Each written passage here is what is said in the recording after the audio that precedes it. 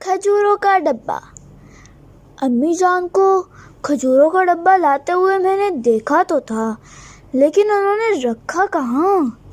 کھجوروں کی شوقین ارسلان نے باورچی خانے کی ساری الماریاں چھان ماری۔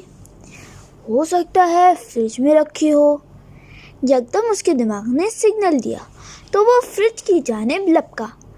تیزی سے فریج کا دروازہ کھول کر اس نے جائزہ لیا۔ اف، یہاں بھی نہیں۔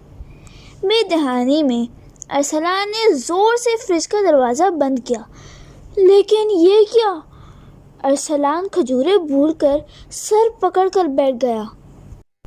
فریج کا دروازہ زور سے مارنے کی وجہ سے فریج پر پڑا امی جان کا پسندیدہ گلدان گر کر ٹوٹ چکا تھا۔ اب تو گھرت کے ساتھ ڈانٹ پڑے گی۔ اور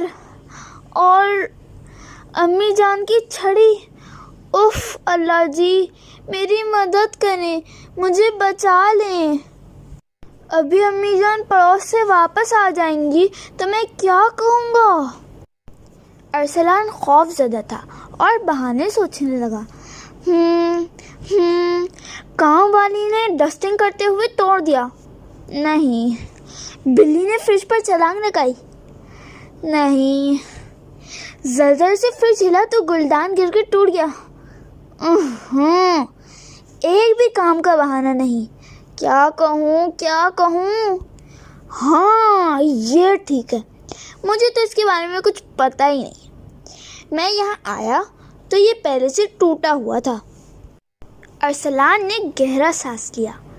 اسے یہ آئیڈیا اچھا لگا اور وہ مطمئن ہو کر اپنے کمرے میں بچوں کا رسالہ پڑھنے بیٹھ گیا۔ اس کی نظر ڈاکو اور طالب علم بچے کی ایک کہانی پر پڑی اور اس نے وہ پڑھنی شروع کر دی۔ امی جان گھر آئیں تو اتنے قیمتی اور نفیس گلدان کے ٹوٹنے پر غم و غصے سے چلا اٹھیں۔ ادھر ارسلان چونکہ اللہ سے مدد مانگ چکا تھا، اس لیے رسالے کی کہانی نے اس کے دل و دماغ پر گہرا اثر کیا۔ ارسلان بہادری کا مظاہرہ کرتے ہوئے سچ بولنے کا پکا ارادہ کر چکا تھا، چاہے اس پر اسے سخت مار بھی برداشت کرنا پڑتی۔ ارسلان کی پیشی ہوئی تو اس نے کہا، امی جان کھجوروں کی تلاش میں گلدان مجھ سے ٹوٹ گیا۔ ارسلان نے اپنی آنکھیں بند کر لیں، اسے امی جان کے غصے سے ڈر لگ رہا تھا۔ ارسلان کو سچ بولتے دیکھ کر امی جان نے گہرا سانس لیا۔ ان کا غصہ قدرے کم پڑ چکا تھا۔ ارسلان، مجھے گلدان ٹوٹنے کا شدید دکھ ہے، لیکن تمہارے سچ بولنے کی ہمت دیکھ کر مجھے خوشی محسوس ہو رہی ہے۔ سچ بولنے کا حکم ہمارے صادق اور امین رسول حضرت محمد صلی اللہ علیہ وآلہ وسلم کا ہے۔